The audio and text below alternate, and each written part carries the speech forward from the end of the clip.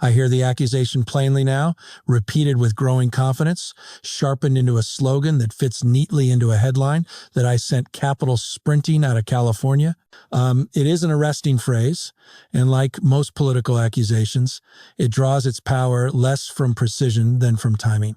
It arrives after a pandemic that reordered work, after a Federal Reserve tightening cycle that reshaped investment behavior, and after a decade in which California's scale and success made it a convenient proxy for liberal governance itself. The moment matters. Between 2020 and 2023, California experienced net domestic outmigration for the first time in modern statistical records. High-profile companies announced relocations or expansions elsewhere. Venture capital, once assumed to be geographically anchored to the Bay Area, became increasingly footloose as remote work normalized and capital costs rose. These are not inventions of critics. They are real developments, measurable and visible. But to mistake correlation for causation is the first analytical error in understanding what happened. Capital did not begin moving because California suddenly changed its values. It moved because capital everywhere began reassessing risk, speed, and optionality in an environment of higher interest rates, tighter liquidity, and global uncertainty. For more than a decade, cheap money masked structural inefficiencies across the American economy, not just in blue states. When that era ended, places with high housing costs, complex permitting regimes, and visible political conflict became easier targets for reassessment. California, by virtue of its size, absorbs these shocks publicly. We are not a marginal economy that can adjust quietly. We are the largest subnational economy in the United States, deeply exposed to technology cycles, global trade, and financial markets. When capital hesitates here, it is noticed. When it experiments elsewhere, it is framed as flight. The accusation also reflects something deeper than balance sheets. It reflects a narrative struggle over whether liberal governance can still manage prosperity under modern constraints. In that sense, California is less the cause than the testing ground. The question is not whether capital moved that is observable. The question is why it moved when it did, how much of that movement was permanent, and what responsibility governance actually bears versus what is driven by forces no governor controls. That distinction is where analysis begins and where slogans fail. To understand why capital appeared to loosen its ties to California, I had to confront a reality that governors rarely like to admit out loud. Capital no longer behaves as it once did, and power has quietly shifted away from geography toward mobility. For most of the 20th century, capital was anchored. Factories, offices, supply chains, and labor pools bound investment to place. Governments negotiated from a position of relative stability because exit was expensive and slow. That world is gone. In the 21st century, much of what we call capital is no longer physical. Venture funding, intellectual property, financial services, and platform-based firms can relocate decision-making without relocating production, and sometimes without relocating workers. A headquarters address, once a signal of long-term commitment, has become a flexible instrument of tax strategy, regulatory arbitrage, and political messaging. Power now lies less in where capital is built than in how quickly it can move. This shift accelerated after the pandemic.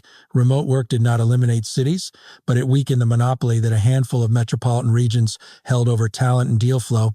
At the same time, higher interest rates rewarded speed, predictability, and lower friction. Capital began to favor jurisdictions that promised fast approvals, simplified regulation, and clear political signaling even when the underlying economic fundamentals were thinner than California's. That is the new geography of power. Not a map of productivity alone, but a map of optionality. States now compete not just on workforce quality or infrastructure, but on how cheaply and quietly capital can enter and exit. This favors places willing to subordinate long-term social investment to short-term transactional appeal. It also rewards political leaders who frame governance itself as a customer service function for capital. California does not operate that way, and it never truly has.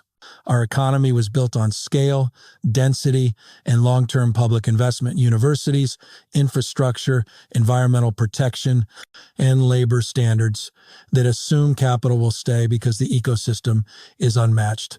That assumption held for decades. But mobility has changed the leverage equation. Capital no longer needs to abandon California entirely to discipline it. It only needs to signal that it could. This is not a moral failure or a policy error in isolation. It is a structural transformation in how power is exercised in a globalized economy. Ignoring that shift is a mistake. Overreacting to it is another. Governing in this moment requires recognizing that capital's mobility is not an anomaly. It is the baseline condition. When I took responsibility for governing California, I did so within constraints that were neither abstract nor optional. California's policy choices did not emerge from ideological improvisation.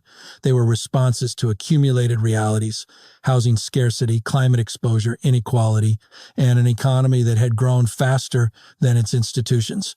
To understand why capital reacted the way it did, one must first understand why the state governed the way it did. California chose to tax progressively because wealth concentration here is extreme and volatile, tied heavily to capital gains and technology cycles. That decision was not costless, but it was anchored in the need to fund a public sector large enough to support 40 million people across one of the most unequal income distributions in the country.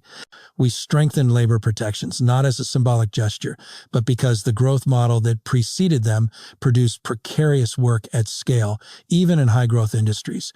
We advanced aggressive climate regulation because California's economy and geography make us uniquely vulnerable to wildfire, drought, and air pollution, and because federal inaction left subnational governments to act alone.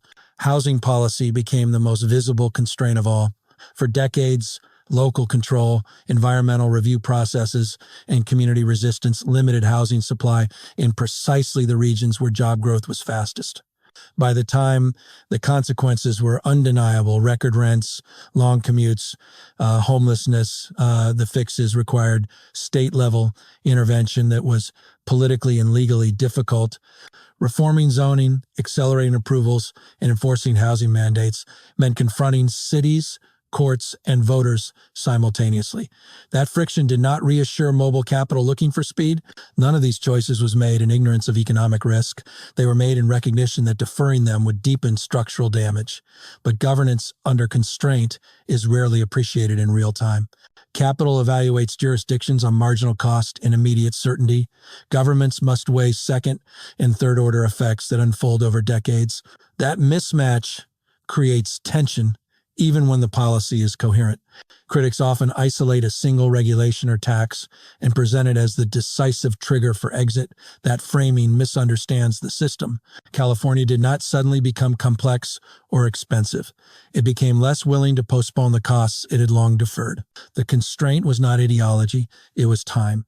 And when governance begins to close the gap between growth and accountability, capital notices not because the system is failing, but because it is changing. The misjudgment was not that California believed itself immune to economic change. It was that we believed our advantages would continue to outweigh our frictions without recalibration. For decades, capital accepted California's costs because the returns were exceptional. Innovation clustered here, talent flowed here, and the network effects of scale made exit irrational. That history quietly hardened into an assumption of stability and expectation that capital would complain, negotiate, and ultimately stay. That assumption held as long as mobility was constrained and money was cheap. It began to weaken when both conditions reversed. What we underestimated was not the power of taxation or regulation alone, but the sensitivity of modern capital to uncertainty. In a low-rate environment, inefficiency can be absorbed. In a high-rate environment, it becomes a liability. Delays, legal ambiguity, and political conflict features long tolerated as the cost of governing a complex state were suddenly priced into investment decisions with far greater severity. We also misread how narrative functions as an economic force. California's internal debates over homelessness, crime, housing, and climate were interpreted externally not as a democratic struggle but as signals of disorder. Capital does not wait for longitudinal data to settle arguments. It reacts to perception, headlines, and peer behavior. When a few high-profile firms announced departures or relocations, their moves were amplified far beyond their direct economic weight. The story became self-reinforcing. There was a deeper miscalculation as well. We assumed that because California's economy is diversified, it would be resilient to partial exits. Structurally, that is true. Psychologically and politically, it is less so. Capital's power lies not only in what it does, but in what its movement suggests about future confidence. Even a limited relocation can exert pressure disproportionate to its scale. None of this means that California's governance was reckless or unaware. It means that we governed for continuity in a moment that demanded adaptation. Stability became the lens through which risk was assessed, even as the environment rewarded flexibility. That is a subtle but consequential error, one that liberal systems are particularly prone to because they value predictability and process. The lesson is not that capital must be appeased at all costs. It is that assumptions forged in one economic regime cannot be carried unchanged into another. When the structure of power shifts, governance must adjust its expectations or be judged by standards that no longer apply. The consequences unfolded unevenly, but they were unmistakable. Some firms left outright, relocating headquarters to states that promised lower taxes, faster permitting, or simpler regulatory regimes. Others did something more strategic. They stayed operationally anchored in California while shifting future investment elsewhere. That distinction matters. Capital did not flee en masse, but it diversified its exposure, and in doing so, it altered the balance of leverage between government and market. Exit, in this context, was only one tool. The greater consequence was the normalization of the threat of exit. Once credible, that threat began to shape negotiations over taxation, regulation, and compliance. Firms no longer needed to move to exert pressure. They only needed to demonstrate that moving was feasible. In a mobile capital environment, optionality itself becomes power. This dynamic played out across sectors. Technology firms expanded engineering hubs in Texas, Florida, and abroad, while maintaining core operations in California. Financial and professional services experimented with dual headquarter models. Real estate capital flowed more cautiously into housing and commercial development, pricing political and regulatory risk alongside market fundamentals. None of these decisions collapsed California's economy, but they constrained its margin for error. The political consequences were equally significant. Every announced relocation became evidence in a broader ideological argument about governance. Critics used exits as proof that liberal regulation is incompatible with growth. Supporters dismissed them as symbolic gestures. Both sides missed the more uncomfortable truth. Capital was learning how to discipline governments without fully disengaging from them. For a state like California, that leverage cuts both ways. Our scale still matters. Our consumer market, research institutions, ports, and workforce remain unmatched. Capital cannot simply abandon that ecosystem. But leverage is no longer binary. It operates through incremental withdrawal, delayed investment, and conditional commitment. These are harder to see, harder to quantify, and harder to counter politically. The consequence, then, is not decline, but vulnerability. A system built on long-term investment becomes exposed to short-term signaling. Policy choices that require patience face immediate backlash. Governance begins to feel reactive even when strategy is intact. This is the cost of operating at the center of a globalized economy where power is exercised through motion rather than confrontation. Understanding that shift is essential. Without it, governments misread pressure as betrayal and capital mistakes restraint for weakness. Neither interpretation serves stability. At moments like this, it is tempting to ascribe too much agency to a single office, to imagine that a governor can summon or repel capital through will, rhetoric, or executive order. The reality is far more constrained. Executive power in a federal system operates within boundaries that are structural, legal, and economic, and those limits become most visible when conditions tighten. I do not control interest rates. The Federal Reserve's shift from accommodation to restriction reshaped investment behavior across every state, regardless of policy orientation. I do not control global capital markets, which reprice risk in response to geopolitical instability, technological disruption, and demographic change. Nor do I control the long tail of decisions made decades before my tenure: local zoning laws, environmental review statutes, and voter-approved tax structures that define California's institutional terrain. Even where executive authority exists, it is mediated. Housing reform requires legislative approval and judicial interpretation. Infrastructure depends on federal coordination and local implementation. Regulatory change must survive public comment, litigation, and political resistance. These processes are slow by design because they were built to protect rights and manage scale. But slowness is itself a cost in a system where capital moves at digital speed. The governor's office can signal priorities, enforce compliance, and push institutions toward alignment. It cannot unilaterally re-engineer a 40 million person economy. When capital reacts as if it can, expectations become distorted. Success is personalized. Constraint is framed as failure. That distortion fuels both overconfidence and backlash. There is also a deeper limit that is rarely acknowledged: democratic legitimacy. California's policies reflect voter preferences expressed through elections, ballot initiatives, and local governance. A governor who governs as if capital's preferences override those mandates undermines the very legitimacy that sustains long-term stability.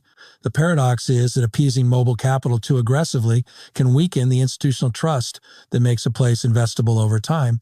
Recognizing these limits is not an abdication of responsibility. It is an assertion of realism. Power that pretends to be absolute invites misinterpretation and overreach. Power that understands its constraints can be exercised more deliberately. The challenge is not to expand executive authority beyond its bounds, but to govern honestly within them, acknowledging what can be influenced, what can be mitigated, and what must be endured. That distinction defines the difference between management and illusion. The lesson for liberal governance is neither triumphant nor fatalistic. It is structural. In an era of mobile capital, governing is no longer about securing permanence, but about managing tension. The question is not how to stop capital from moving, but how to build institutions resilient enough to function when it does. California's experience reveals a central dilemma. Liberal systems are designed to internalize costs that markets prefer to externalize: environmental damage, labor insecurity, housing scarcity, and inequality. That work inevitably introduces friction. When capital was anchored, friction could be negotiated over time. When capital is mobile, friction becomes a sorting mechanism. Some investments stay and adapt, some depart. Governance must decide which outcomes are acceptable and which compromises erode its purpose. The error would be to interpret every exit as failure. Equally dangerous is the belief that scale alone guarantees immunity. Liberal governance succeeds not by outperforming capital on speed, but by outperforming it on durability. That requires clarity about priorities and patience in execution. It also requires a willingness to accept that not all capital is compatible with all social objectives, and that selectivity is not hostility. At the same time, realism demands adaptation. Process cannot become paralyzed. Housing supply must increase, not because capital demands it, but because exclusion undermines legitimacy. Permitting must become faster, not to signal surrender, but to demonstrate competence. Climate ambition must be paired with implementation that recognizes economic transition, not just moral urgency. These are not concessions to power, they are corrections to governance. The deeper lesson is that liberal leadership must speak honestly about trade-offs. Promising prosperity without friction invites cynicism. Governing as if markets will eventually conform invites surprise. The task is to articulate a model where growth, equity, and regulation are openly balanced, not rhetorically harmonized. California remains prosperous because its institutions, talent, and innovation ecosystem are real, not imagined. But permanence is no longer guaranteed by history. It must be earned continuously through governance that is neither defensive nor performative, but sober, adaptive, and accountable. That is what this moment demands: not reassurance, not defiance, but clarity about how power actually moves and how liberal governance must move with it without losing itself.